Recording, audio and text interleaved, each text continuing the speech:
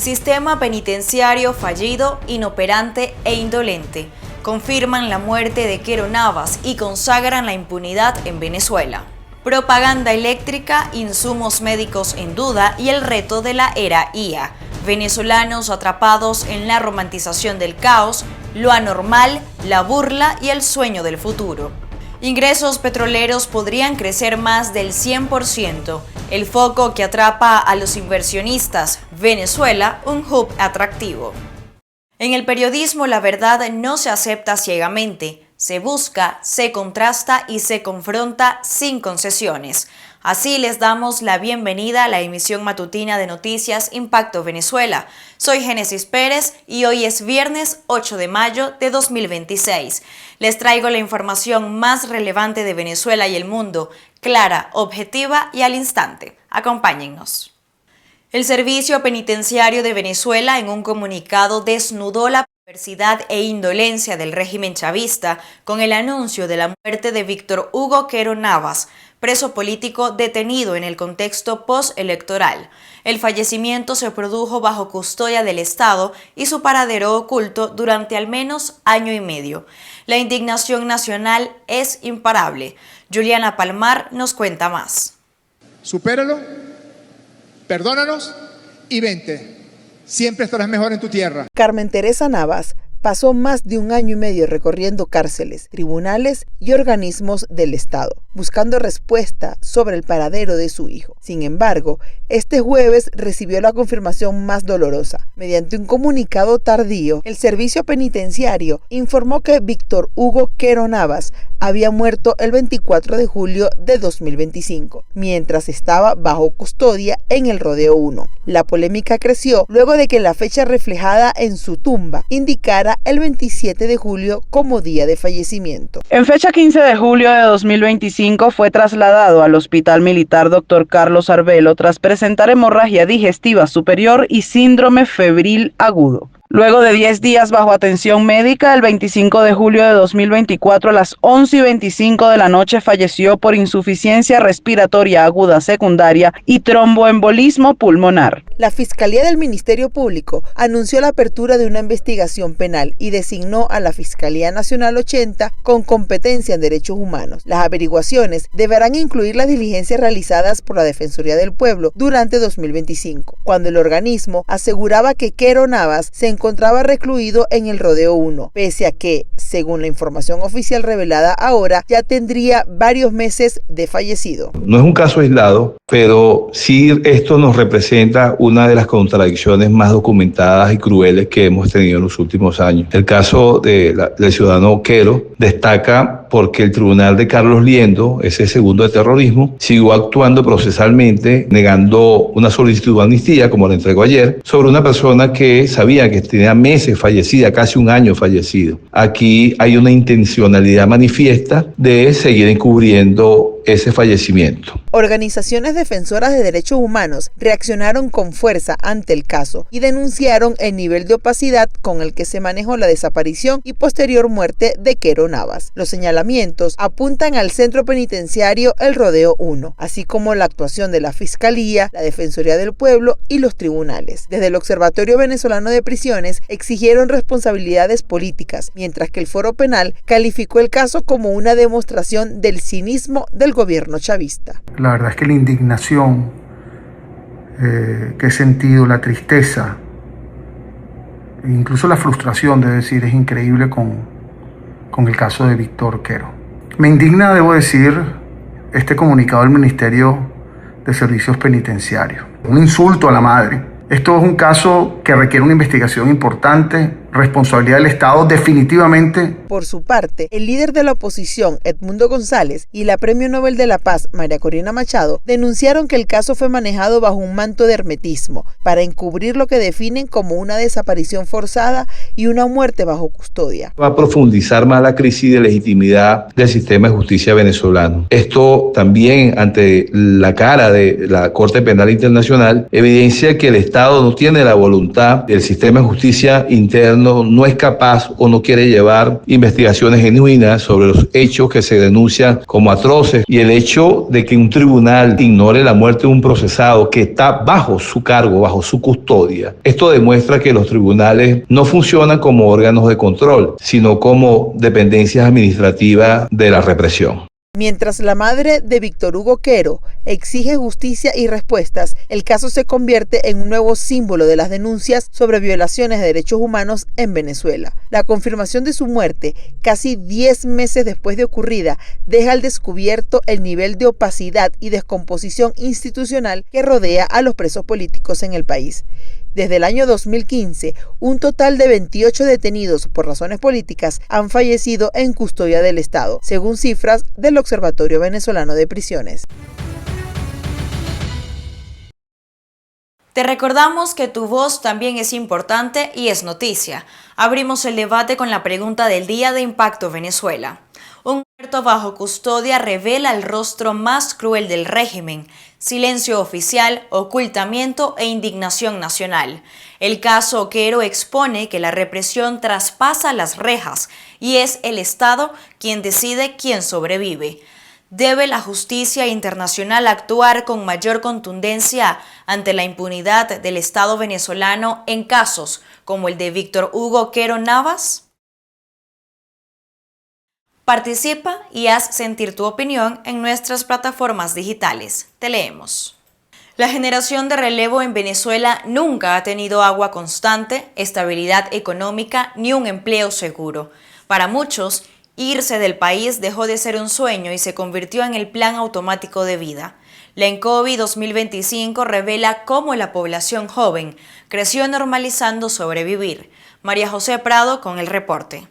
Hay generaciones que crecieron pensando en universidades, vacaciones o independizarse, y hay otra que aprendió primero a sobrevivir. Jóvenes venezolanos que nunca han visto estabilidad, que crecieron resolviendo apagones, cargando agua, trabajando sin seguro y viendo cómo migrar se convirtió en la meta automática de casi todos. La ENCOVI 2025 retrata parte de esa realidad. Solo el 19% de los hogares recibe agua diaria y continua. Muy pocos tienen seguro médico y 1 de cada 3 hogares no logra cubrir completamente la alimentación familiar. Pero más allá de las cifras, hay algo más profundo, una generación que empezó a normalizar condiciones extremas como si fueran la vida normal. Bueno, creo que la historia de la humanidad está llena de estos casos y en el mejor de los casos hay una gran oportunidad de resiliencia, digamos, de convertir la desgracia en gracia, que es algo que lo puede resumir.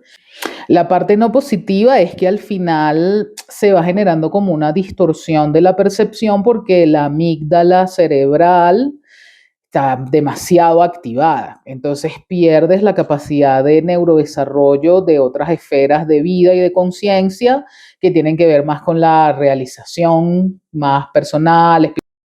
Porque para muchos jóvenes en Venezuela vivir en crisis ya no es una excepción, es la rutina. Trabajar en varios lugares al mismo tiempo, cobrar en efectivo o en divisas, porque nadie confía plenamente en el sistema, tener ansiedad a los 20 años y asumir que el futuro probablemente está fuera del país. La ENCOVI también revela que los problemas de salud y tensión aumentan especialmente entre la población joven, mientras el acceso a atención médica sigue siendo limitado. Hay quienes incluso nunca han visto a sus padres tener un empleo estable o unas vacaciones tranquilas. Me hizo recordar uno de mis primeros trabajos de sociología en la Universidad Católica, en donde para presentar un proyecto acerca de cómo el comportamiento cotidiano lo afecta la falta de servicios públicos, utilizamos las dimensiones del psicólogo Erik Erikson, que él tiene unas etapas de desarrollo psicosocial. Y bueno, los jóvenes, digamos, de 12 a 18 años suelen tener que atravesar ahí todo un tema de identidad o confusión de roles. Entonces, claro, es por ejemplo dejar de ser joven a tener que volverte un adulto mucho más rápido, ser padre de tus hermanitos, etcétera, etcétera. Entonces se puede dar mucha confusión de roles. La crisis también cambió la relación de los jóvenes con la educación. Según la ENCOVI, solo el 44% de los estudiantes asiste regularmente a clases. Muchos faltan por fallas de agua, electricidad, transporte o alimentación. Y mientras aumenta la deserción escolar, también crece una sensación peligrosa, la idea de que estudiar ya no garantiza nada. Incluso Caracas, históricamente vista como una ciudad con mayores oportunidades, perdió su ventaja educativa frente a otras regiones. Bueno, ahí me remito a un dicho popular que yo creo que todos los venezolanos hemos escuchado, que es el tema del rancho en la cabeza.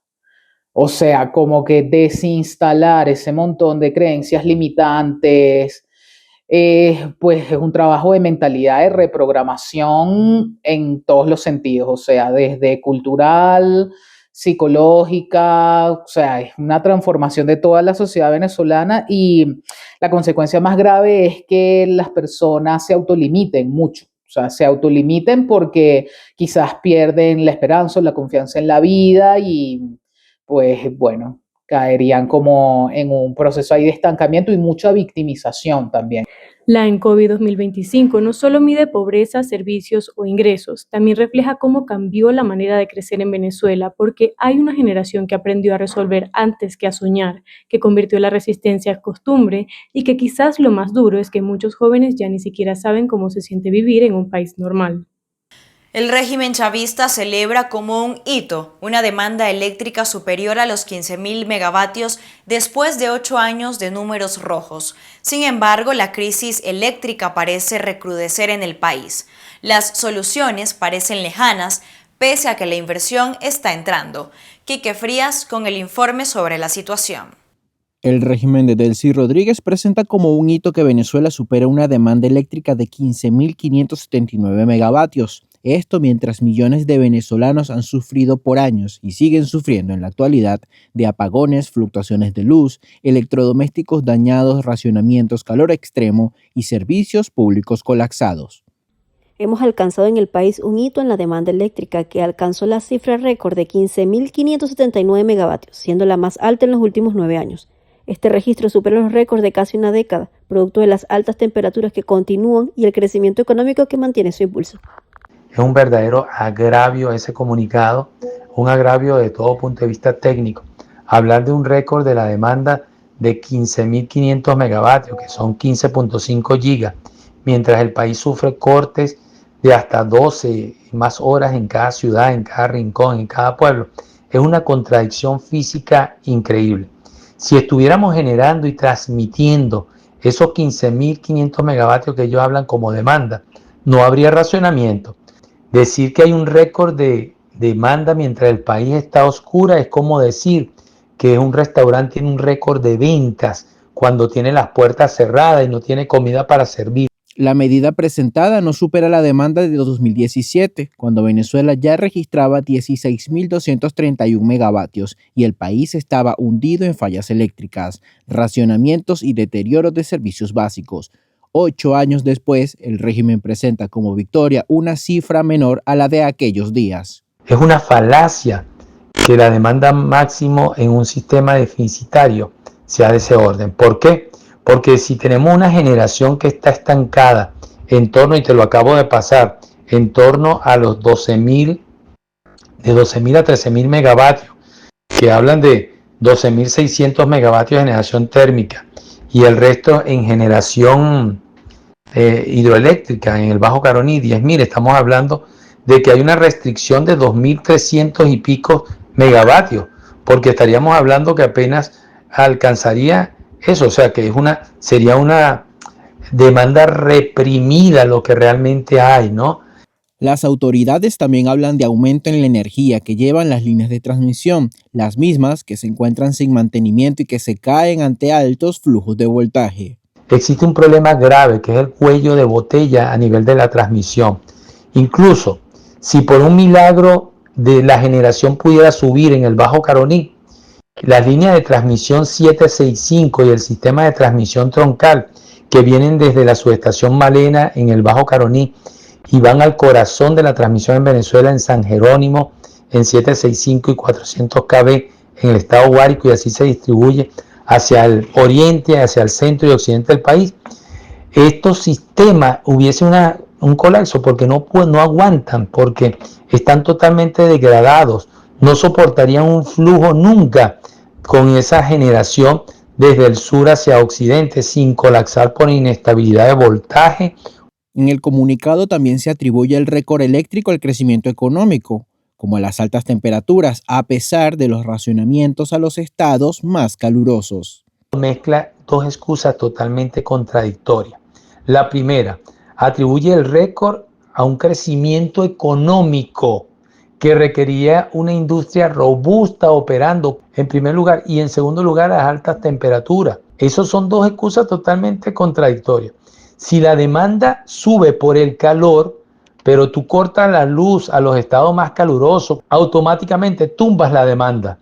Es un maquillaje contable. Oscuridad en casa, millones hacia Cuba. Durante años, Venezuela transfirió a Cuba más de 63.000 millones de dólares bajo un esquema de intercambio político y energético. Dinero que salió del país mientras la red eléctrica se degradaba. There's no oil blockade on Cuba per se. Cuba used to get free oil from Venezuela. They would take like 60% of that oil and el régimen, que durante más de 20 años descalificó y apartó a la empresa privada, ahora le pide ayuda para sostener el sistema eléctrico.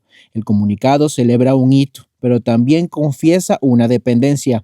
El Estado ya no puede solo. Después de cerrar puertas a la inversión, hoy las abre en emergencia. Reportó para usted Quique Frías, Impacto Venezuela. Ante los inversores de Estados Unidos, María Corina Machado hizo una promesa que nadie esperaba. Venezuela será la primera nación construida desde cero en la era de la inteligencia artificial. El reto es superar una velocidad de Internet de 28 megabytes, apagones constantes y 7 millones de profesionales afuera.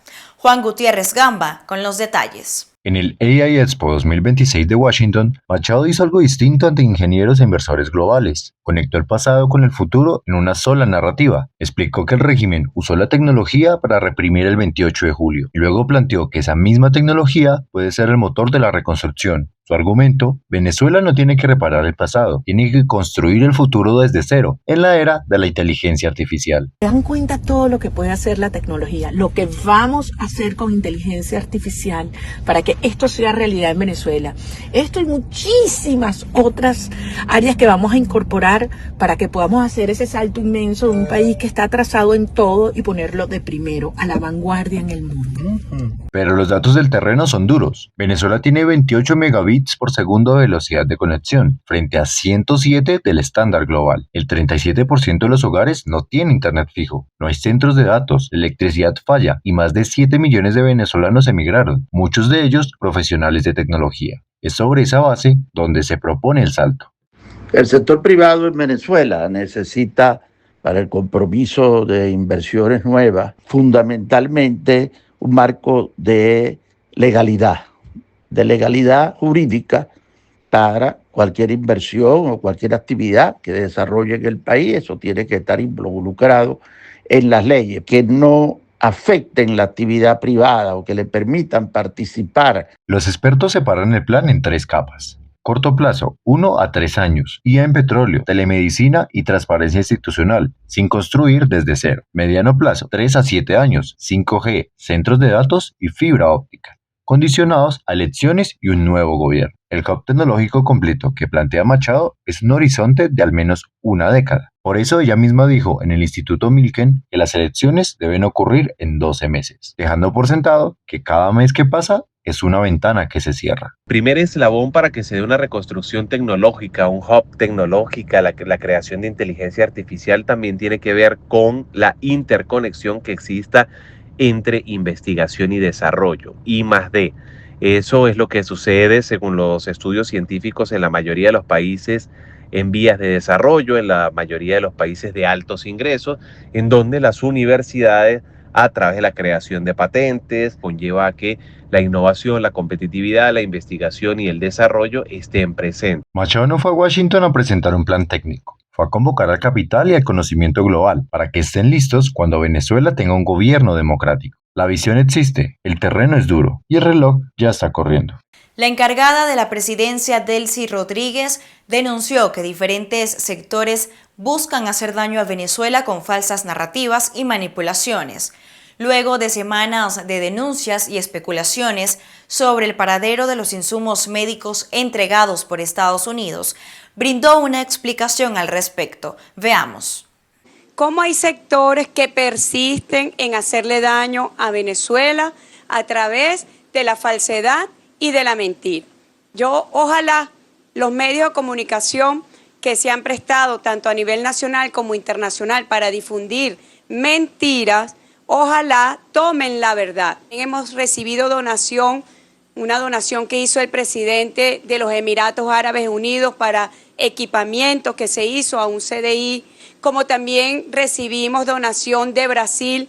El presidente Lula donó medicamentos para cumplir el tratamiento de diálisis y en este caso el gobierno de los Estados Unidos hizo una donación de 2 millones, el equivalente a $2 millones. Los medicamentos van al Instituto de Higiene para su verificación y que se pueda utilizar con absoluta seguridad por el pueblo venezolano y luego van a su distribución. Ya ha sido distribuido el 47% de esos medicamentos. Esta donación que recibió Venezuela del gobierno de los Estados Unidos representa como un 4% de la dotación que mensualmente hace el gobierno en gran esfuerzo para garantizar en el marco del bloqueo y de las sanciones, garantizar dotación a nuestro hospital.